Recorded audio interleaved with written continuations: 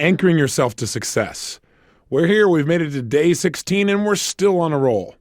Today, what our focus is going to be on is how to take these rituals for successful living and really install them, if you will. Get them so we don't have to think about them consciously. I've mentioned earlier, and I want to remind you again, that one of the biggest challenges for most people when they really want to succeed in their life is they go to try and make a change. But what happens is they try and do it purely consciously. That is, they say, okay, now what I want to do is stop procrastinating, or what I want to do now is start getting myself to take action.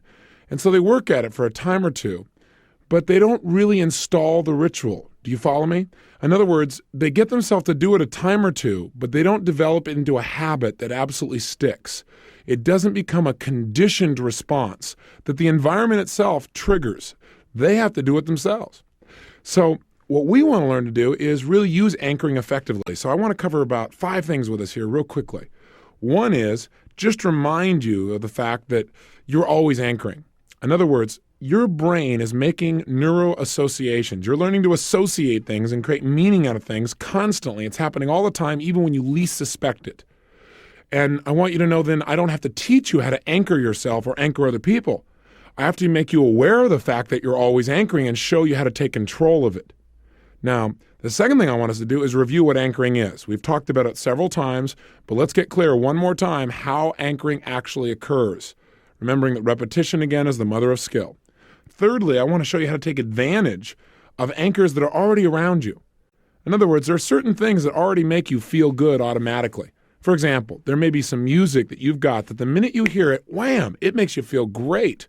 Well, once you know that, why not use that anchor to induce the emotions that you want on an ongoing basis? Why not have that tape there? That's an example of making use of anchors that are around you. You know, if you know what they are, you can utilize them and really create the results you want right now. You don't have to wait. You can trigger yourself. Fourth thing I want us to go over today is how to eliminate negative anchors. In other words, if something happens in your world and immediately it makes you feel lousy, I want to show you how to get rid of that once and for all right now, where you can do that in a few minutes. That may be the most valuable thing that you're going to learn in a long time. And finally, how to do what I call a swish pattern, which is a way to program ourselves or condition ourselves or anchor ourselves, if you will, so that we are continually pulled towards our goals without any real conscious effort. In other words, where we develop a new habit of thinking literally without having to do it consciously. Those are my 5 outcomes for today. We got a lot to do in a short period of time, so let's crank. First of all, just remember what we said to start with. You're already anchoring. You're doing it right now. So when I'm describing these things, all I'm describing is what you already do. Step 2 was how do anchors actually occur? Let's remind ourselves. Anytime you're in an intense feeling state, an intense emotional state, anything, I repeat, anything that happens around you consistently while you're in that state gets associated to the state in your nervous system. Are you following me on this? In other words, if something happens and I'm laughing hysterically, and while I'm laughing hysterically, you go, and you keep doing that, making this weird look on your face, pretty soon what happens in my brain is the two get linked up. It's the basic principle we've talked about many times. Ivan Pavlov and his dogs. The dogs are in state of hunger. He rings a bell, rings a bell, rings a bell, rings a bell. While they're in state, pretty soon they become connected in the dog's nervous system, where the state and the stimulus, in this case the bell, are linked. Therefore, in the future, he rings the bell, they go into state. We already talked about examples that commercials use this on an ongoing basis. Most advertisers have learned to anchor us. How do we anchor ourselves? Let's say, for example, somebody goes to a funeral, and it's one of their parents' funerals, let's say their father. Obviously, they're not going to be feeling too terribly good. They're going to be in an intense state of emotion, let's say depression. Now, when that happens, anything that happens consistently, and let me be more specific, anything that happens to this person while they're in this peak emotion called depression, anything that happens that is unique and specific and happens consistently while they're in this state will get linked. So what if a well-meaning person comes up to this person while they're feeling depressed and walks over and taps them up on the shoulder and says, hey, John, I know you feel bad, but it'll be okay. And the next person goes, yeah, John, it'll be okay, and hits them in the same place a couple times. And it doesn't change John's state of mind or emotion. In other words, John stays in that peak emotion, and this consistent touch happens. What has happened? Well, a negative anchor has been installed. In other words, 6 months might go by, and John will be okay about the situation, and his father passed away, and, he's learned to adjust. But all of a sudden, somebody comes by in a party and goes, "Hey, John, how's it going?" And they hit him in the exact same place, the exact same way. In other words, the same exact stimulus, the same trigger. And within 5 or 10 seconds, what does John feel? Depression.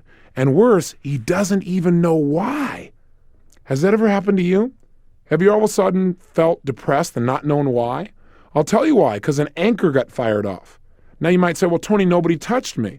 Well, are touches the only kind of anchors you can have? No, you can have auditory anchors. You could have walked in a room and heard some music that you weren't even aware of that's being played low in the background that maybe you associated to something depressing. Or somebody may have looked at you a certain way, that somebody else who used to treat you poorly looked at you, and boy, whammo, that fires off the feeling. Or it can be fired off by a smell. Hey, did you have a smell from maybe your grandma's apple pie or something like that, that whammo, you smell it and you're right back there again? So there are all kinds of anchors, and they're happening all around us again. And I'm saying this because I really want to stress it. Anytime you or anyone around you is in an intense feeling state, and what I mean by that is their body is involved, their whole emotion is really focused, a strong emotional state. Anytime somebody's in a state like that, anything that happens that's unique and it happens consistently while they're in that state will get linked. That means if you're in a really upset state and somebody you love's around, you keep seeing them and that doesn't change your state, and you're upset and you see them, you're upset and you see them, you're upset and you see them, pretty soon seeing them can make you actually feel upset.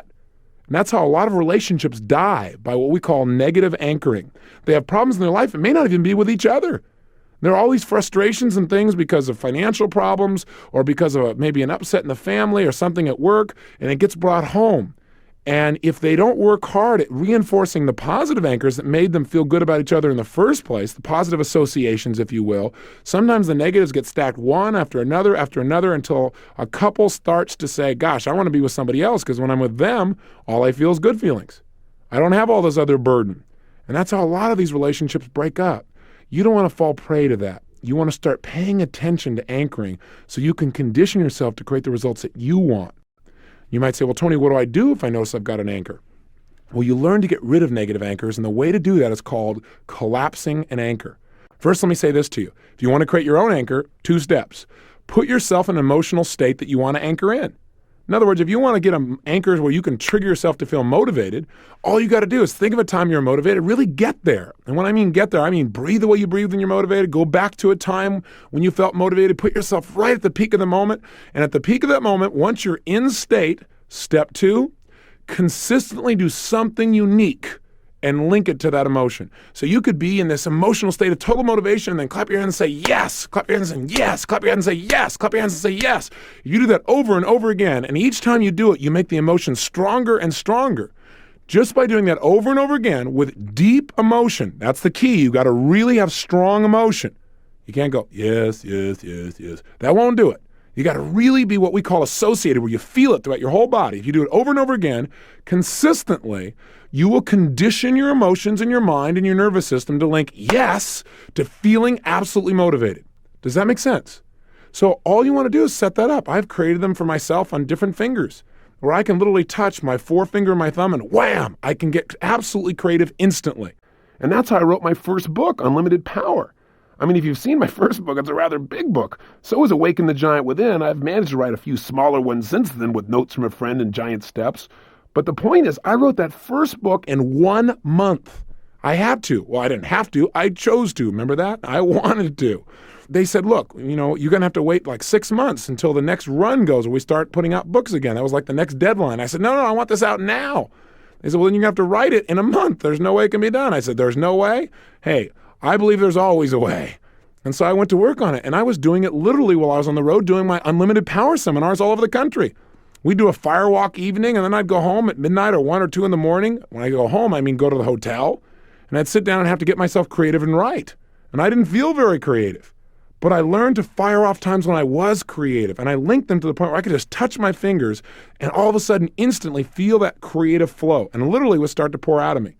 Remember, how we behave is based on the state we're in. If you want to get better performance out of yourself, you want to be able to trigger yourself into a state of mind that supports you. I did this with Ken Blanchard. Ken has become a great friend of mine. And years ago, when we first met, he actually attended one of my Firewalk seminars and was impressed by the incredible results we got with people, and also impressed that we could get people like himself to actually walk. People that weren't having that intention at all. And he had this incredible breakthrough. Well, one day we happened to be on an airplane together. We both live in San Diego. And we're coming back, and he mentions that he's been working on his golf game. And that specifically, he was hired by Golf Digest to go out and basically work with the best golf instructor in the country, spend 4 or 5 days, hopefully improve his golf game, and then after doing so, to write an article, because Ken is excellent at taking things and simplifying them and making them so people can really use them. That's one of his greatest powers. And so they hired him to do that. And he said, you know, it was great. I went there, I worked with this guy, I knocked 3 strokes off my golf game. He said, I was thrilled. He said, but there's a problem. And I said, what's that? He said, well, I can't remember all the things he said to do. He said, you know, I get up there and I got to try to remember all this stuff. And he said, I don't know. I'm not getting the same results. And I said, Ken, you don't have to remember all that stuff. I said, let me ask you a question. Have you ever hit a golf ball perfectly? He said, well, of course. I said, have you done that more than once? He said, well, of course. I said, then you don't have to think about how to hit a golf ball perfectly. You already know how. Your subconscious mind knows the rituals you need to go through to hit a golf ball perfectly. All you have to do is put yourself in the same state of mind and emotion where that happens automatically. Here's what I mean. Haven't you noticed that when you do your best, you aren't like consciously thinking of each and everything you're supposed to do at that moment and talking to yourself, all those kinds of things? Aren't you in what I call a flow state? Isn't that really where we are, where things are just happening and you like surprise even yourself? He said, well, yeah. I said, then all you've got to do is put yourself in that same flow state every time you pick up your golf clubs. He says, well, God, how do you do that? I mean, I've been there, but how do you get back there? I said, you anchor it. And I worked with him on the airplane for about 20 or 30 minutes and showed him how to trigger so that every time he picked up his golf clubs, he could fire off that set of emotions.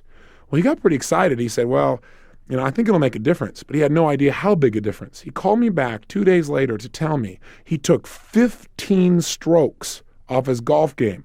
Now, if you play golf, you know that's impossible. Yeah, well, it's impossible, and that's why he wrote the introduction to my book, Unlimited Power. We became even better friends, as you can imagine. But Ken is a phenomenal man willing to use it. Are you willing to use anchors for your benefit? You can anchor yourself to anything so that if you need to be humorous or creative, hey, listen, I don't always walk in, and probably you don't do this either. I don't always wake up, let's say, on Monday morning and walk into, let's say, a seminar room and go, oh boy, another seminar to do. This is only my 97th one in 103 days. Whoa! That doesn't always happen. But I am committed to giving my all every time I communicate with people. That's what I do for. And so instead of like feeling bad or giving, you know, a decent performance, what I do is I've got anchors on myself where I can trigger myself instantly to be absolutely at my peak. And I demand that from myself. I'd like to challenge you to do the same for you.